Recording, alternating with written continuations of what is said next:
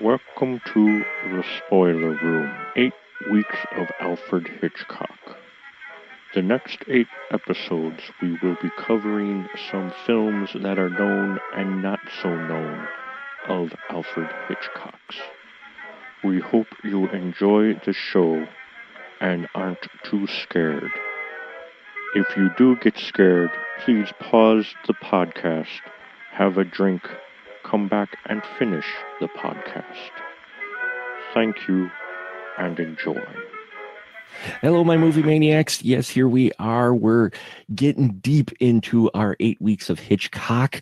And here for our third special in this series, we are looking at the 1955 film, The Trouble with Harry, directed, as you would expect, by Alfred Hitchcock, just like all the films we're covering over these next 8 episodes or so. And tonight, I have a wonderful voice and a great gentleman in the room with me tonight, a crew member that you're familiar with out there, folks, to talk about The Trouble with Harry, and it is the lovely Andrew Shearer. Hello, Andrew. How are you? Hey, man, I'm good, dude. I don't got no trouble with Harry because I got a bikini trimmer.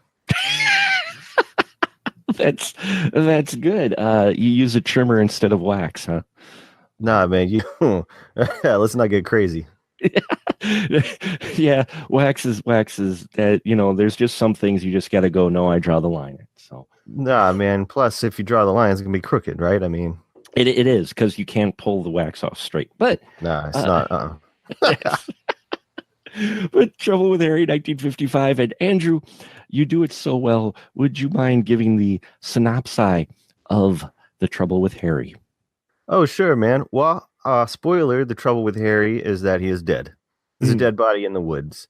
And the movie is just about all the people that run into the body, the ways that they are interconnected, and finding out what exactly happened to Harry. And it's hilarious, despite being a movie where a dead body is basically hanging around the entire time, dug up, then buried, and dug up and buried, and there's a little kid. It's just, yeah, it's some screwy stuff, but again, hilarious movie.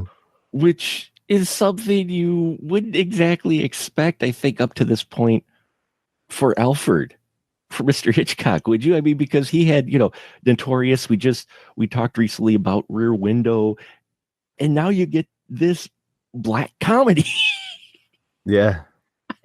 I mean, it surprised me.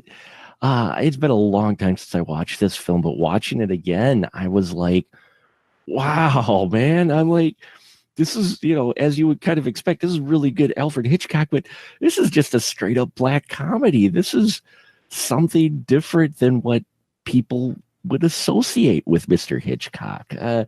Now, you were kind of excited that we were covering this, and I understand this is a very favorite film of yours. What is it? We'll just get initially, what is it about this film that you would say that appeals to you so much, that has you enjoying it so much? Oh, well, in like the mid 90s, they did this big restoration of Vertigo, and it was like they did like this big 70 millimeter theatrical re-release and all this stuff. And I was working at a video store at the time, and I'd never really seen much Hitchcock other than like, Psycho. I just had that kind of like basic knowledge of him. And because I worked at a video store, man, I just was like, all right, let's go watch all Alfred Hitchcock. So I watched as much Hitchcock as I could after going to see Vertigo. I was blown away by it. And best. And I think it was the best because it was the one that stood out the most amongst them all. It was, a comedy. And you would think, like, is this going to work by somebody like Hitchcock, who's, his movies are driven by his own fears. Mm-hmm. And so, and also the direction is always very, like, you can tell he came from silent movies, so that the actors, whether or not they're saying anything, the stars, whether or not there's somebody we know, changeable. It was so unusual for him because it was so like dialogue based and performance based and so funny. It almost just felt like he was letting go and for himself, or just to like throw people on their ass that thought they had him pinned as far as his style. Yeah, I will say that this is kind of like, yeah, you know what, guys, I could do this too and do it well. But you mentioned the fears, and I think it's interesting because I think he might still be working that into this film because while it is a black comedy and there are very many humorous parts, and we'll talk about some of the cast and the characters in here, but this theme of kind of underlying feeling of, well, when you die, who's actually going to care? Yeah, no one in this movie. I mean, did you kind of get the feeling? I mean, you mentioned the fear now, and I'm wondering if that still kind of applies here for Alfred, in that here we're showing, here's a dead body people find in the woods, yet no one seems to really care about the body itself or the person. They're all worried about themselves. Yeah. Well, I mean, it's true. And, you take away that natural revulsion that someone would have over finding a body, or the emotional reaction that people are expected to have from it. And it is sort of a macabre and almost like disturbing and could be terrifying situation to just kind of throw this in there and have somebody be so nonchalant about it. Because God, and this is probably shooting way off into a sidebar here, but walking around in Los Angeles, under the bridges somewhere, you just see homeless people in sleeping bags, zipped up or completely covered from head to toe.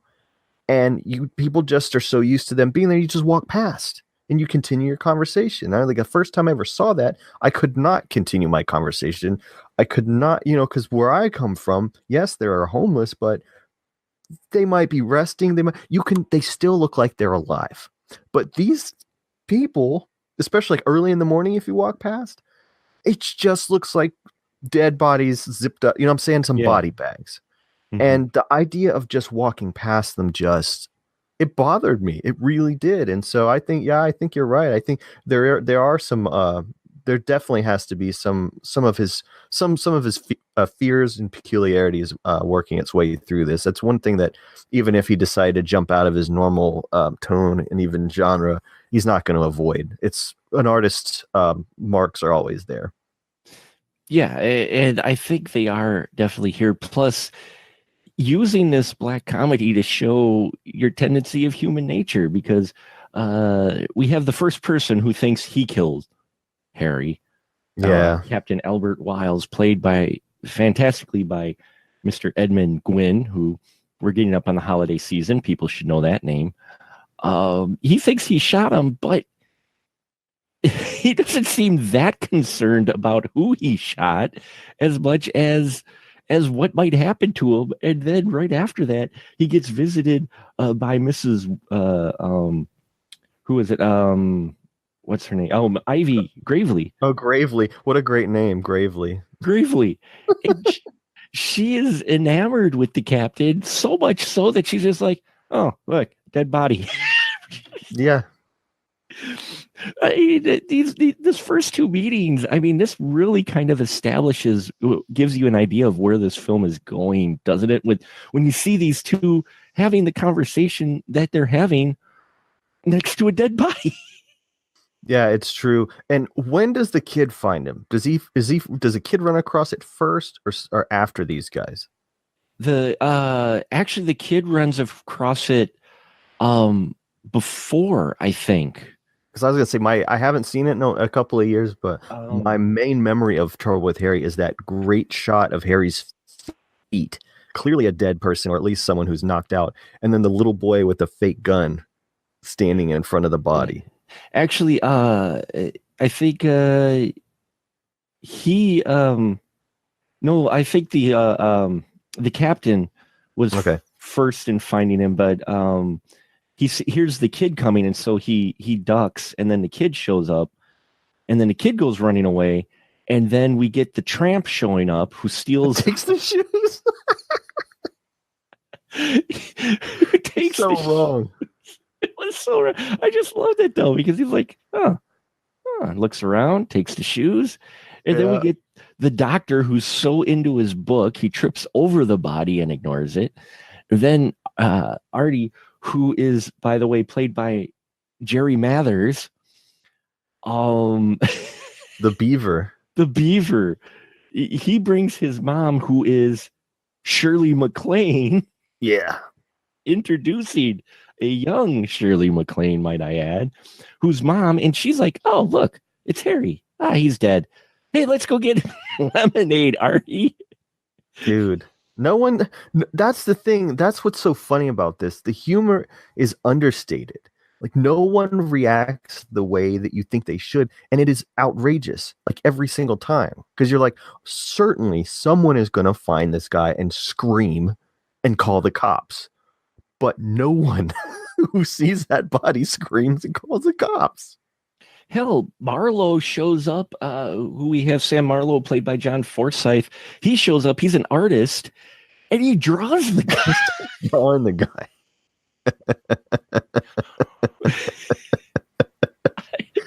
I just love that, because what I think works, though, Andrew, and correct me if I'm wrong, but what I think works, though, and what sells this is, as ridiculous as it might be that people aren't shocked by the dead body, there's enough realism to the characters to where you're like, I could see people reacting this way. Yeah, no, you're absolutely right. And the more nonchalant they are about the body, the more the audience has to become nonchalant about the body too. So you're like, all right, well, if nobody else gives a fuck about this dead guy, I shouldn't either. And then you're basically, Hitchcock makes you just like them. Which, Christ, what a thing to do, you know? And then soon the way he develops the character relationships, because Marlowe starts, putting the moves a bit on Mrs. Rogers, who has this kind of macabre approach to her. I loved Shirley MacLaine in this, her character. Yes. She was so good. They've got this unusual relationship here. And then, Captain is actually soon, we're opening this film about a dead body, but not only is everyone nonchalant, but soon you don't care about the body. No. And God, what a thing to do as a filmmaker. What a thing to do to your audience, And you don't realize it at first, but suddenly you're finding yourself engrossed and going, okay, well, she did this to him. And then you're actually giving the characters, because you're connecting with them. You spend more time with them than the dead body, and you should be horrified by their actions, but you're not. You care. You don't want the cops to find these people.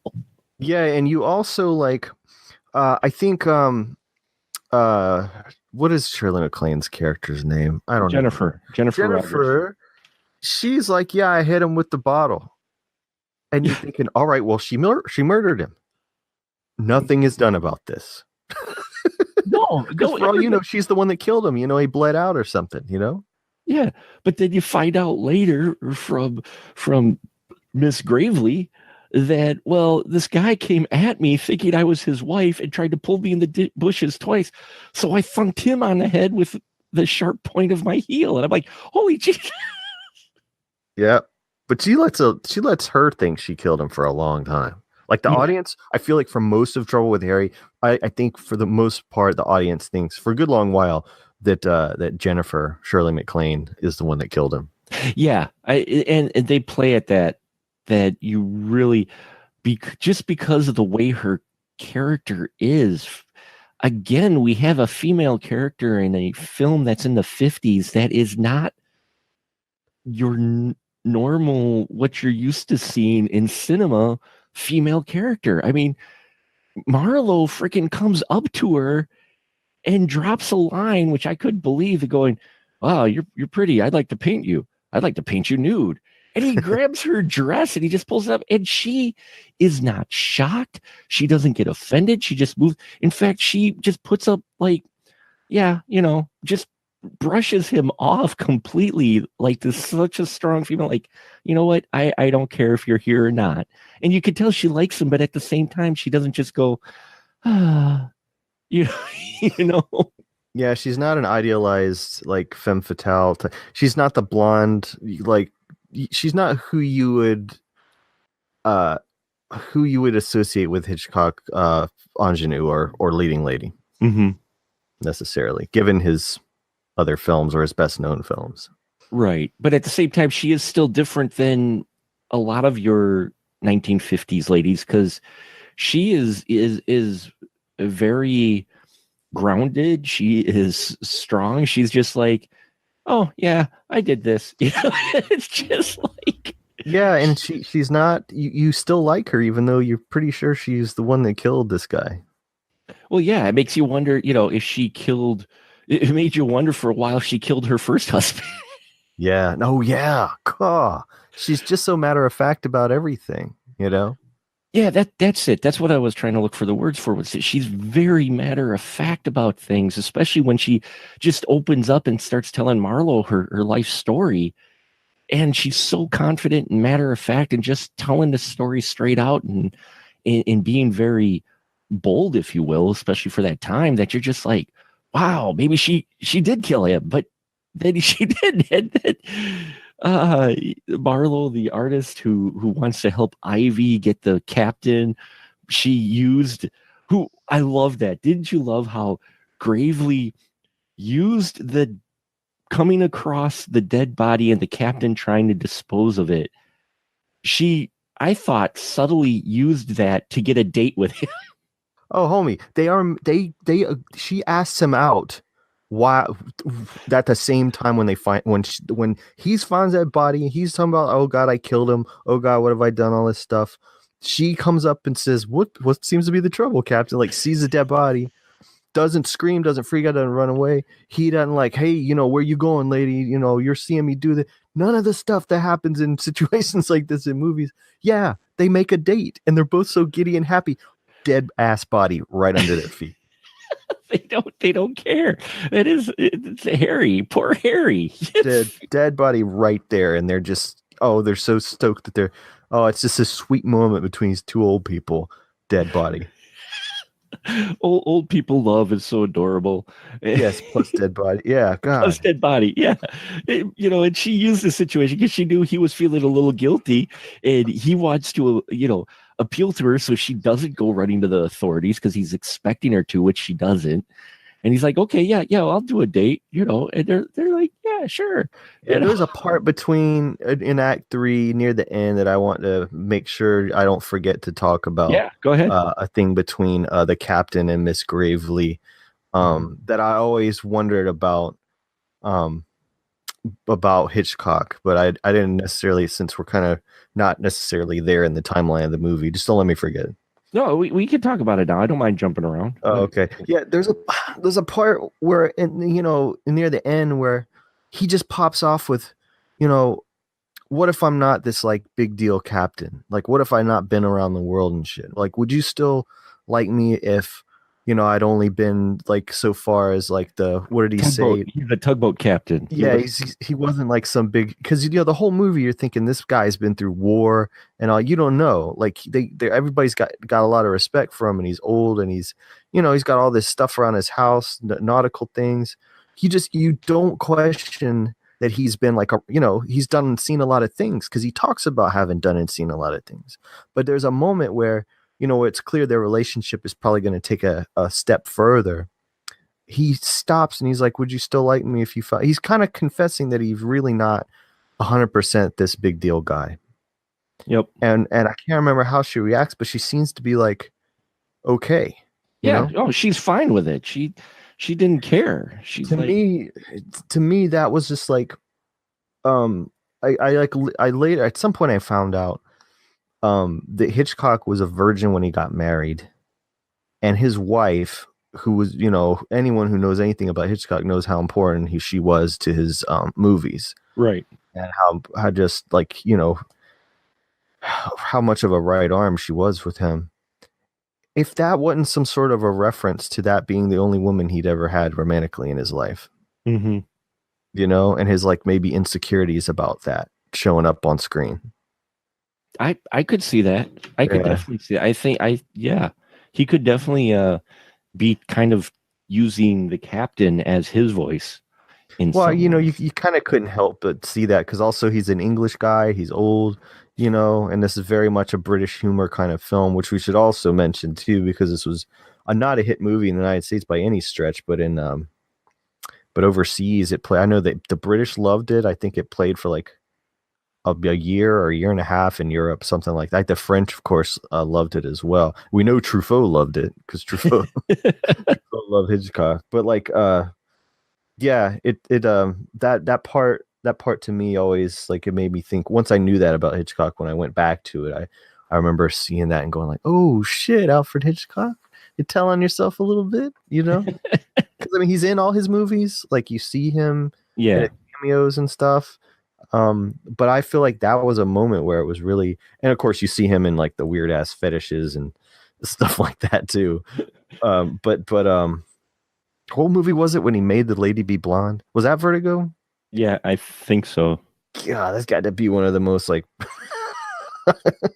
like outwardly just creepy Hitchcock thing. But yeah, that part was like almost sweet, you know, like really innocent kind of moment. Like, but really raw too.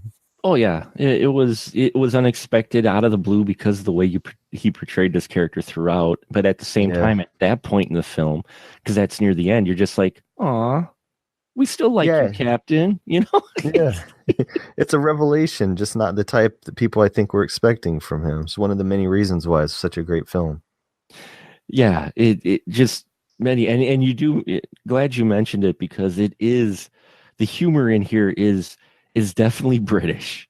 It's definitely the dry humor. This isn't one of those comedies where it's like dialogue, punchline, you know, dialogue, you know, where you're supposed to laugh. You get those cues usually where in a lot of, like, especially American comedies nowadays, where you're, oh, this is where we laugh or whatnot. And in here, you don't get that. You just laugh at the absurdity and then of the characters' reactions and that, but it is dry. It is the dry humor. It is, but it's like sustained, man. From like the very beginning to the very end, it's just this sustained like feeling of humor.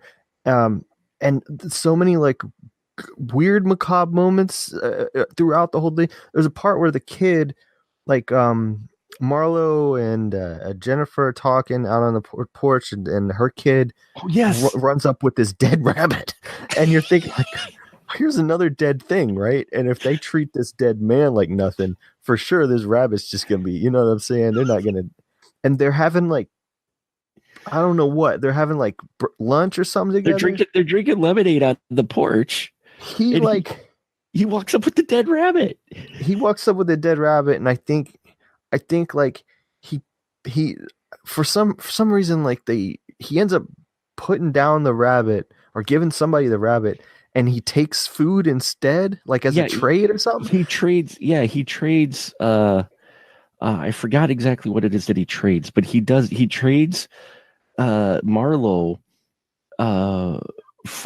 he gives him the rabbit for something, and at some point during the conversation, that's what it was. Marlo, for whatever reason, had a frog in a paper bag. Yeah. We don't know when this happened. We don't know if he truly intended to bring this over for the kid so he can, get in good with the kid to get close to the mom. He's just got this paper bag with this frog, and the kid's got the dead bunny, and he trades the dead bunny for the frog. Yeah.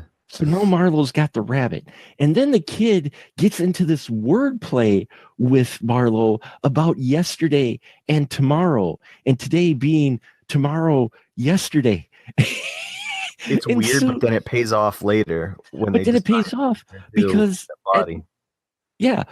But even before that, the kid then at some point asks for the bunny back, and Marlo gives him the bunny, and he's still walking around with the dead bunny, and the mom's like, "What are you going to do with the dead bunny? You can't really do anything with that." And he's like, "Hey, it already got me a frog." Yeah, and what no one says. What kind of mom is this? P.S. He just goes right from put down dead rabbit to pick up food and eat. Yeah. Doesn't ask him to wash his hands. Doesn't ask him to be, hey, don't put that near the table. Don't know what kind of rabies is on it. Nothing. He just fleas. He just fully puts this. He may have even had a rabbit in one hand and like a, I don't know, piece of cheese in the other, something. and he's just eating it. You're just like, man, what is going on here? It's the Hitchcock thing of just you're not in reality. Like No. that's my favorite thing about his movies, and that's always my takeaway from it. And why I love it so much is like logic's not so important. Because like a lot of film culture and a lot of film criticism is based on like lapses of logic or plot holes and things like that. Every Hitchcock movie, at least that I've seen, has almost like a dreamlike kind of quality to it, to where like logic is a little bit out the window, and that's exciting, but also leads itself to his signature, which is the suspense that he's known for. Well, and especially these now, and again, I admitted on one of the previous Hitchcock episodes, I'm not that well versed in Hitchcock. I know I fail as a cinephile. I know internet. Thank you. But watching these back to back now, this one, just like with Rear Window, almost plays out like a stage play. Yeah. Because of the way the dialogue is, especially for a 50s film. Some of the other ones, there's films from this age and a little bit earlier where you've gotten those dead spots, where there's really not a lot of dialogue. You can hear the kind of hiss or hum from the recording, Yeah. But his films are actually very dense in dialogue, at least the ones that I've watched, and it surprises me. It is a surprise, but what you have to remember is like Hitchcock is the reason why cinephiles are so obsessed with Hitchcock is because he is a guy who started in silent film, who got accomplished in silent film, who then switched over to sound and talking movies and remained a visual kind of storyteller, even if the characters rather were talking and all that was going on.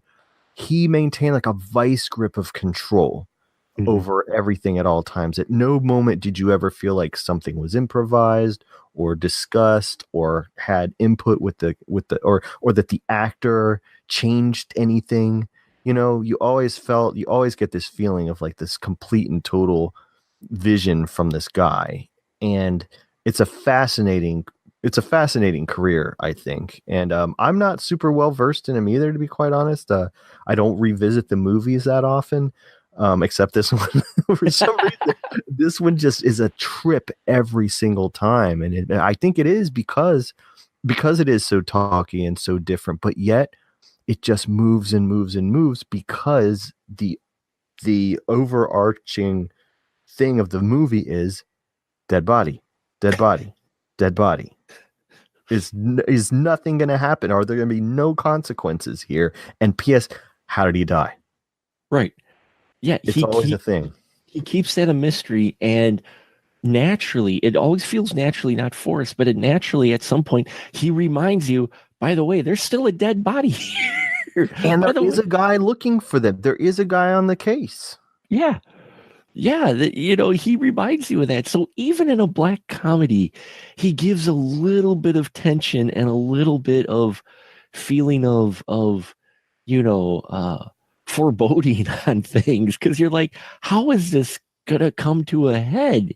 And then pretty soon the characters start interacting with each other more, which you don't quite expect. They're crossing over. Marlowe helps Miss Gravely look better for the captain, for her date, and then you find out there's the kid and Mrs. Rogers, and then people know Mrs. Rogers, and then all of these come together over the dead body to, at one point, the four main characters are hiding behind a tree stump because someone's coming that's going to fall over the body, which has been at this point buried and unburied like 4 times. Yeah, and the reasons why they keep digging him up is fantastic. This guy, the poor captain, keeps having a crisis of conscience, and they keep helping him, and he just, it's you. Did you start thinking, man, like, how bad does this motherfucker start to smell?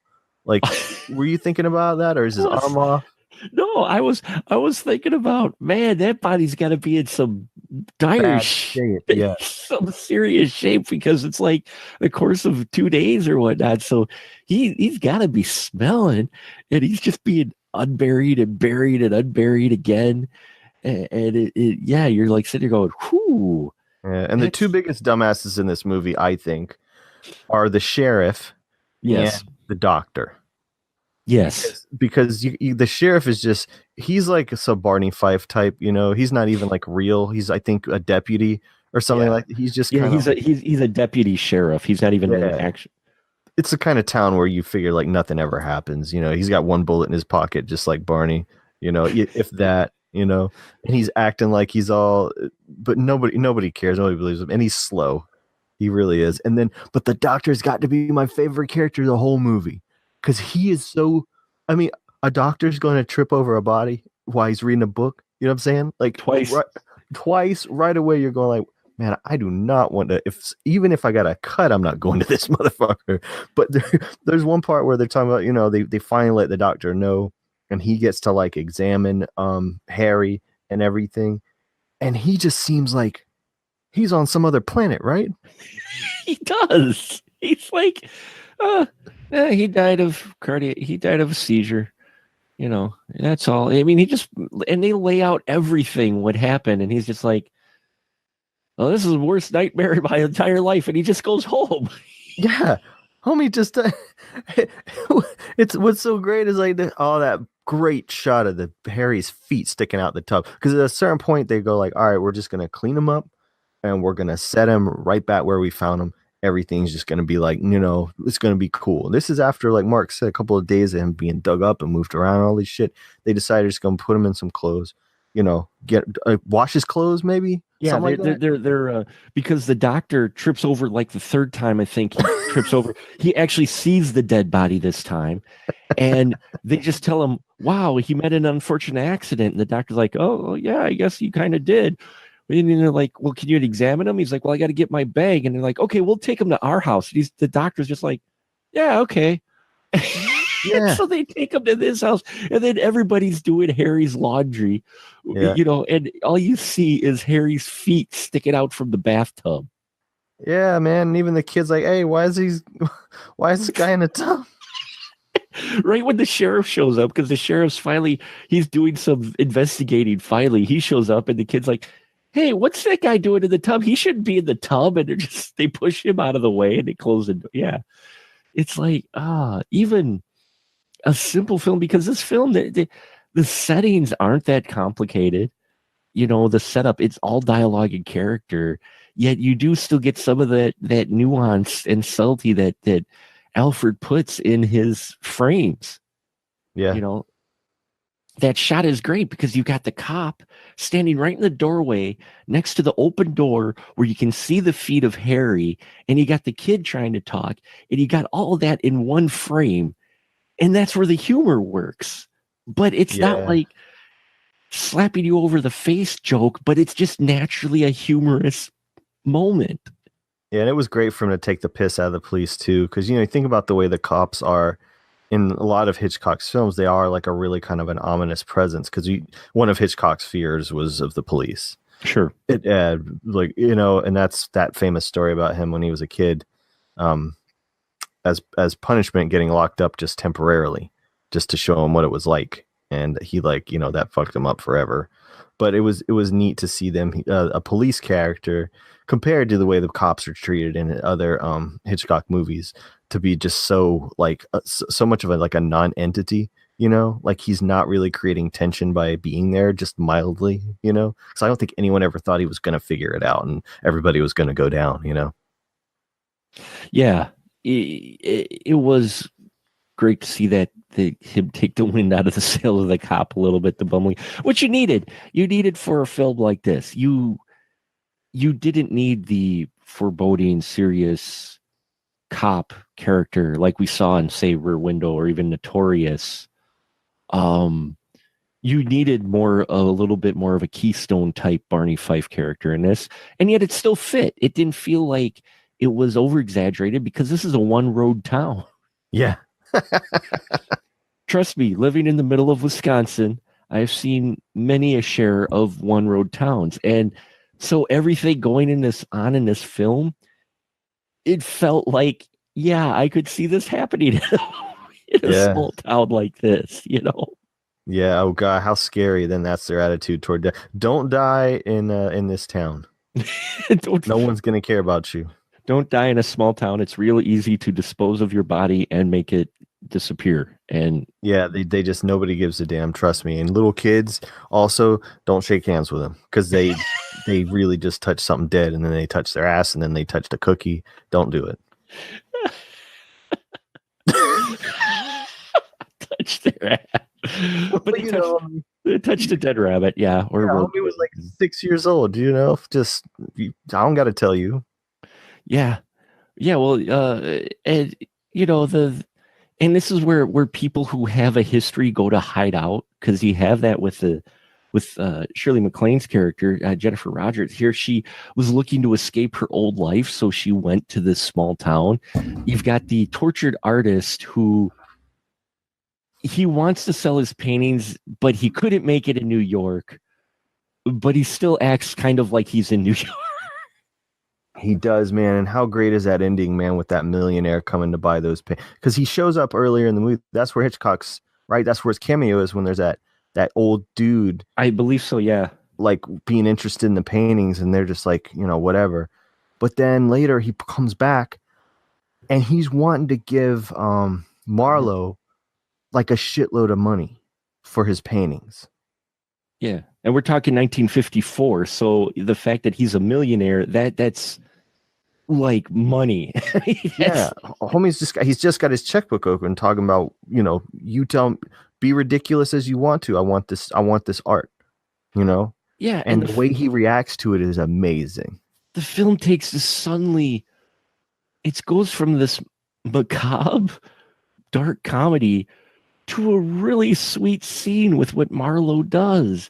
He decides, you would think, the way he was through most of the film in his character, you're like, oh, he's going to take a bunch of money.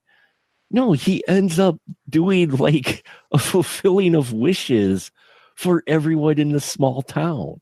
And it blows your mind because you're like, holy crap. Yeah. You didn't expect a character arc in this film the way it goes.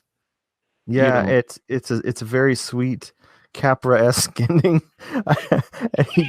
I just wonder, I don't know if anybody ever asked Hitchcock, well, was this part of his humor by having this ending or what? Or if you're just like, yeah, y'all think you got me pegged, watch me do this. I can do whatever. I can do the same shit that the rest of my contemporaries can do. They can't do what I do, but I could do what they do. Watch. Yeah, you're right. It is a very Capra-esque, and every time a bell rings, the angel gets his wings type of moment, because you get this where Marlowe is like, well, Mrs. Wiggett, he asks, what do you want? And she's like, well, I like strawberries. He's like, you like strawberries, right? Make sure she gets fresh strawberries once a month for her entire life. And he goes down the aisle, and the captain, he doesn't even ask for much, just a hunting outfit and a decent gun. And it's just like, wow. It's like he's like a good pair of slacks, a functioning penis, and a wool cap. I don't remember the functioning penis part. I think I'm remembering the European cut or something. You might have misquoted that, though it would have been fitting. A class ring, a gold necklace, blue blockers. Oh, yeah. A backstage pass from a Cool Mo D concert. And a pair of MC Hammer pants. Pair of MC Hammer pants. Nothing fancy. Nothing fancy. They don't have to be gold. They could just be cloth. Is fine. Crotchless, but nothing fancy. Just bedazzle the area where the crotch would normally be. That's all I want. I'm a simple man. Great. I'm just picturing this now. I'm like, great. Now you've ruined Miracle on 34th Street. Thank you very much on that. No problem, homie. Miracle on 69th Street. Well, I did want to mention though, Shirley MacLaine, talking about black comedies. I was thinking about this while we were talking. Do you remember this Richard Linklater movie called Benny or what was it about? It was Jack Black is the guy that murders her. She's like this socialite, and she's like an asshole. It was a true story out of Texas. You remember this movie? Oh, yeah. I know what you're talking about. I forgot the name of it. Not Barry. That's a TV show. What the hell was it called? Bernie. Bernie. That movie, man. that was a dark comedy like this, wasn't it? I mean, a little more American, more, but Yeah, a little still. more American humor, but yeah, it was definitely in the same vein as this film. Shirley MacLaine coming back on the dark comedy with the murder comedy. Yeah, man. I was just thinking, I didn't even think about that till now. Yeah, she plays it well. I mean, Oh, yeah. the characters in this are just quirky enough to, as you said, kind of have this alternate world where these people don't care, but at the same time, you're going, I could see this Yeah. the whole time. You No, know that's what what makes it frightening. Yeah, no, I do. at any point you're just sitting there going, I'm sitting there going, as ridiculous as this is, especially maybe even more nowadays, you're like, I could see this. I could see people completely just looking at a practical aspect of unburying and burying a body again, washing his clothes, whatever. It's so nonchalantly handling a dead body, maybe even more so nowadays compared to back then. But this just had to be an interesting film, especially considering his other work. Could you imagine being in that audience, people going in there expecting this? Oh, it's a story about a guy with a dead body, and there's going to be and here you have people discussing having wine, lemonade, and nonchalantly talking about painting people nude and not having anyone shocked. That's another thing I found was there's a lot of I'm horrible with words, but I would say salacious things going on in this film.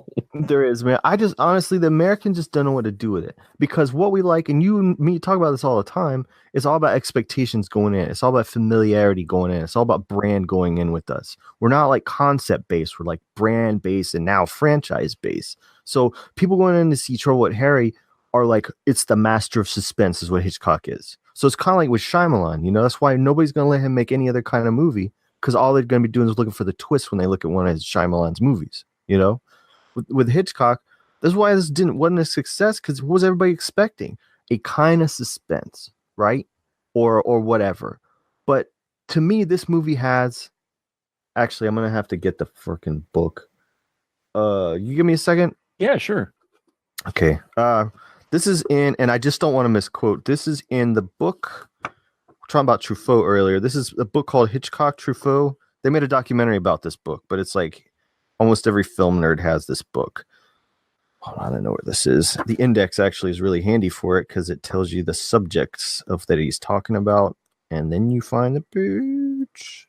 This book came out in like the late 60s, so it was after Harry was done, but before Hitchcock died.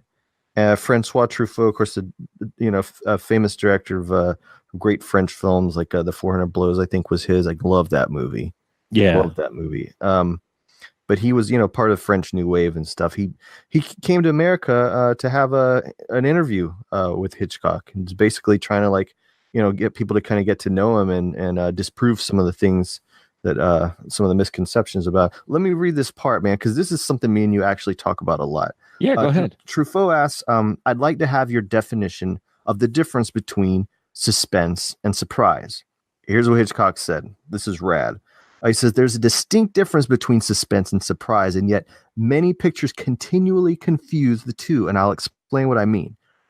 You and me are now having a very innocent chat, and let's suppose there is a bomb underneath the table between us. Nothing happens, and all of a sudden, boom, there's an explosion. The public is surprised, but prior to the surprise, it has seen an absolutely ordinary scene of no special consequence. Now, let's take a suspense situation. Bombs underneath the table. The public knows it, probably because they've seen the anarchists place it there. The public is aware that the bomb is going to explode at 1 o'clock, and there's a clock in the decor. The public can see that it is 1:45. Now, in these conditions, the same innocuous conversation becomes fascinating because the public is participating in the scene. The audience is longing to warn the characters on the screen. You shouldn't be talking about such trivial matters. There's a bomb beneath you. It's going to explode. In the first case, we've given the public 15 seconds of surprise, and at the moment of the explosion. In the second, we've given them 15 minutes of suspense. And the conclusion is, whenever possible, the public must be informed, except when the surprise is a twist. That is, when the unexpected ending is in itself the highlight of the story. How fucking amazing is that? That's because we talk about like surprise versus, jump scares and all that stuff. But this is the key to why Americans got it fucked up about The Trouble with Harry, I think. Do you think there's suspense in The Trouble with Harry? Yes or no? Is he still the master of suspense, or does he just shut that off in this movie and just go funny? What do you think? Oh no, there's suspense in here for sure. I think so too. Where do you think it comes from? It's from the knowing. Yeah. Right from the beginning, it's the knowing. You get the suspense because you have a dead body there, and there's a social norm to how people will react to a dead body.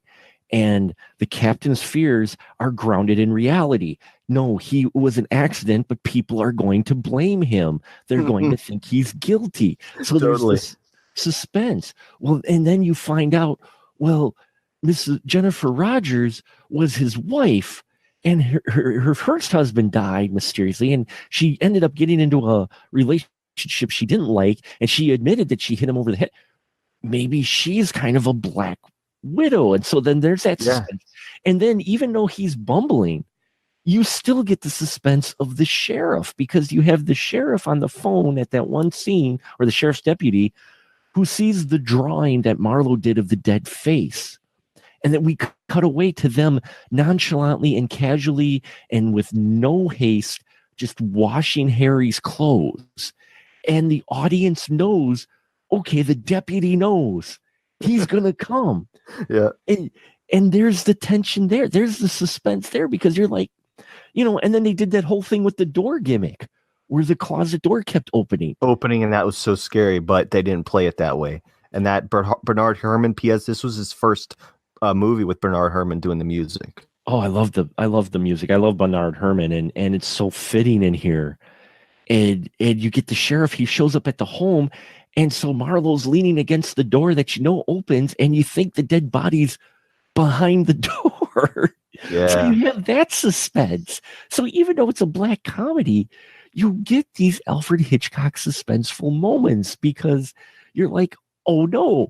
And especially in the third act, you're so connected to these characters because they've endeared themselves to the audience that they're in this totally ridiculous situation, and you feel for them. You don't want them to get caught by the cops. Yeah. So you're hooked. You're invested in these characters. As horrible as some of the things, if you think about it, they've done, you don't want them to get caught. So your suspense is waiting for the sheriff to actually arrest them. Yeah, and I think there's plenty of surprise in it too. I mean, the situation in and of itself is surprise. The whole thing is masterful. And I'll say this because I know we've been going on a long time. I'm a huge fan of William Castle, and I know that with Psycho, that was like a commercial decision because of a guy like William Castle being kind of like the dime store huckster showman version of Hitchcock, the working class, mustard on his shirt sleeves kind of guy or whatever. But I love William Castle, and I feel like where Trouble with Harry lives is super adjacent to William Castle. Am I really off on that, or what do you think? It feels very Castle-esque. It does have a vibe to that. I mean, it's still Hitchcock, of course, but yeah, it really, I feel like if it went one extra half step, it'd be a William Castle film. Yeah, and some of those later or some of those ones that aren't the bigger Castle, it's like Zotz or Four Frightened Girls or something like that, where it's not so much horror and so much of a horror plot necessarily. I just feel like these could almost play together.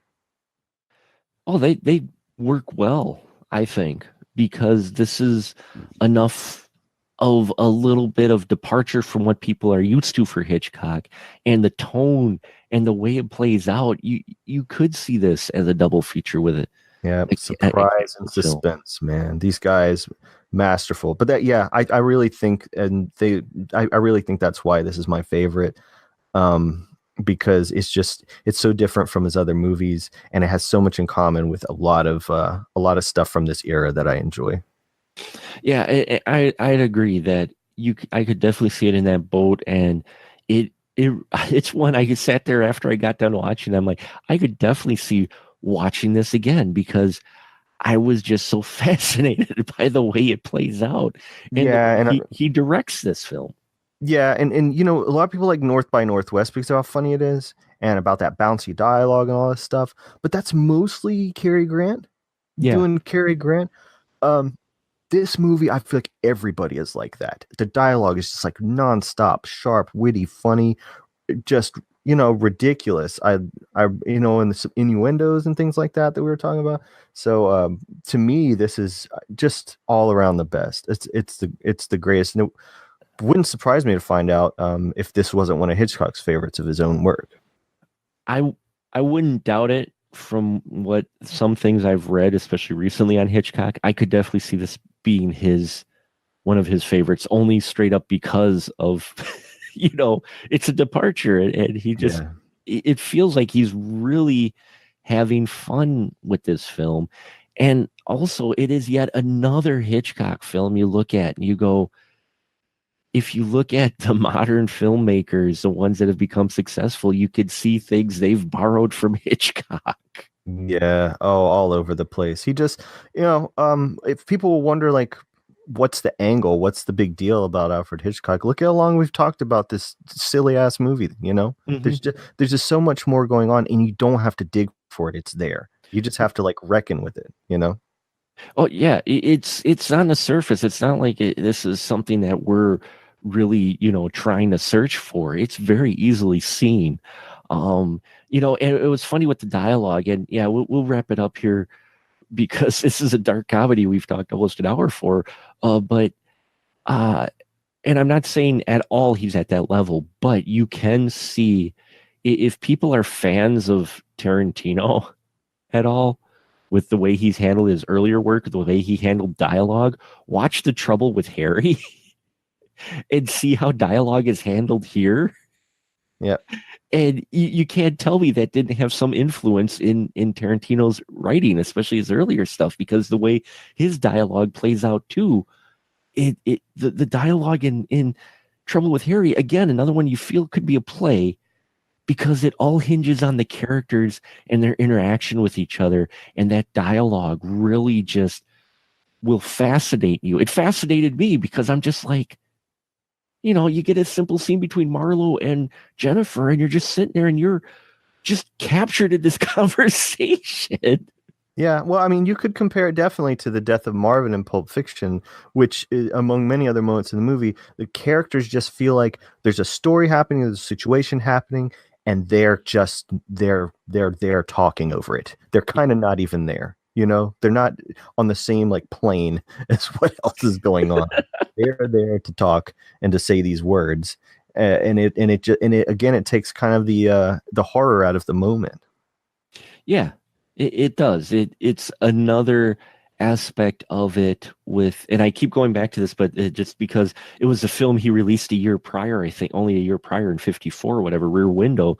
It was kind of the same thing we mentioned in that episode. I know I haven't posted yet, but where Alfred has this knack of putting the people in the movie with the main character.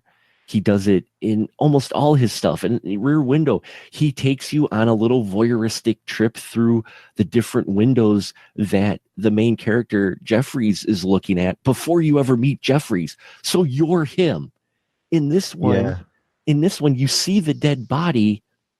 You're with these people having this conversation, and soon he pulls you into those people to where you're one of them, to where you really don't care about Harry. I agree, and I would go further as to say that this movie is even more bizarre than anything in Rear Window, because Rear Window is very obviously staged and very obviously on a set and very obviously claustrophobic.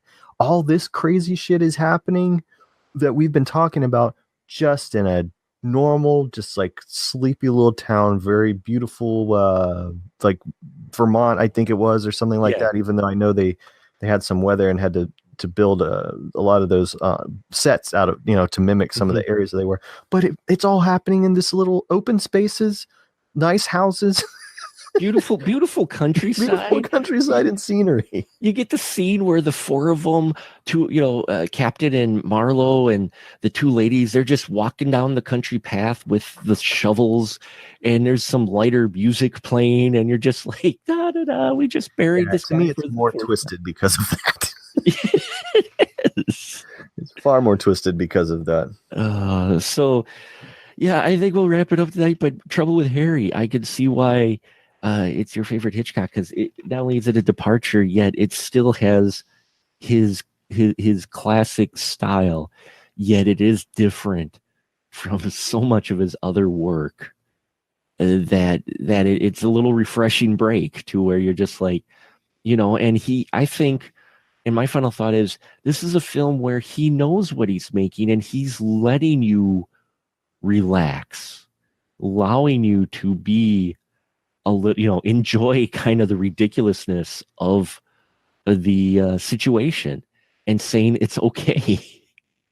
Yeah, or that, or hey, I'm sick and now you are too for liking it. Yeah, exactly. I knew you were twisted deep down as well. You should have seen the butt being touched, followed by the dead frog, followed by the cupcake. Would you like a cupcake too? Would you like a cupcake too? Oh, yeah. So there you have it, folks. Trouble with Harry. See it, please. Alfred Hitchcock films. It's definitely different, especially if you're looking for, a little break from his other stuff. It's still got those tense elements, but at the same time, he'll allow you to laugh at those tense elements as well. So I appreciate it, Andrew. This has been a lot of fun. I hope you enjoyed the conversation as well. And this is now the point where we give you a license to shill, and you can tell our wonderful audience out there where they can find your stuff at. Okay, well, thanks, Mark. I've had a lovely time being lovely on your show as always. Thanks for letting me nerd a little bit about one of my favorite filmies. I hope I've convinced some people to check it out. So my friends and I here in Athens, Georgia, make our own movies. We are called Gonzorific, Gonzorific. You can watch our movies on Amazon Prime. Go to amazon.com/v/Gonzorific. One of our films, Paparazza, was originally written under the title Rear End Window, and the lead character is in a wheelchair with a camera, but instead of taking pictures of a murder, she takes pictures of someone's butt a number of times. Also in the time since we've talked about Psycho on here, I have put up something that we talked about when we discussed that shower scene. An old video my friends and I made about 6 or 7 years ago called Travel Size, and we basically did a shot for shot remake of the shower scene in Psycho, but we did it. There's a twist to it. So if you go to Gonzorific, look that up on YouTube, look up the movie Travel Size. That whole thing is there now for you to enjoy. Awesome stuff. Yes, please check it out. You're looking for some originality out there, folks, and something different. Gonzorific is definitely where it's at. If nothing else, for the titles alone. Yeah, and leave them playing even if you don't like it, because Amazon gives us a whopping 6 cents per hour that you stream our movies. So there you go. So consider it. So before you go to bed at night, after you've watched all the library of his stuff on there once, put it on loop and just leave the browser open overnight for him, so you can help support indie cinema, because it needs your support, folks. And it does, man. We have a lot of bras, but they get holes in them and stuff, so support needed. We don't want to get poked by those wires. It's horrible when you get those wires and the chafing. Hate it, man. Oh, then you get itchy, and you get the blemishes. You don't want it. No, you don't. because you want to leave a beautiful corpse like Harry. So. Yes, beautiful hairy corpse.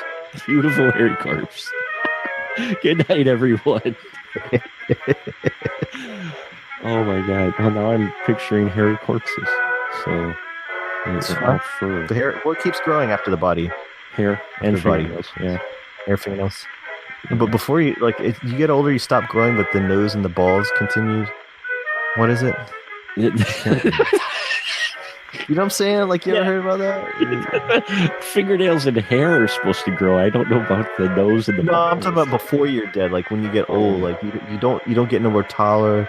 You don't like nothing else, but like for some reason, like your nose gets bigger and your gets bigger, and then nuts keep like dropping. eventually just tuck it into your sock. I don't know what happens.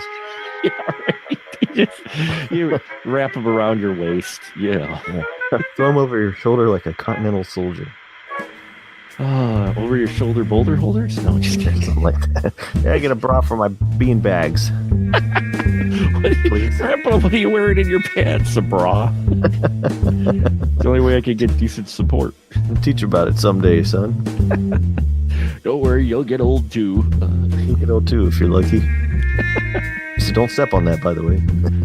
Hey, all my friends out there looking for more spoiler room goodness? Then why don't you check out our brand new Patreon page, patreon.com/specialmarkproductions, where you can get access to exclusive spoiler room episodes and a whole lot more. You can also find us on Facebook groups at SMPRD and on to Twitter at SpecialMarkPro. Let your voice be heard and let us know what you would like to see in the spoiler room, as well as just how we're doing in general. We appreciate your support, and remember, in the spoiler room, the conversation is fresh, but we do spoil the movies.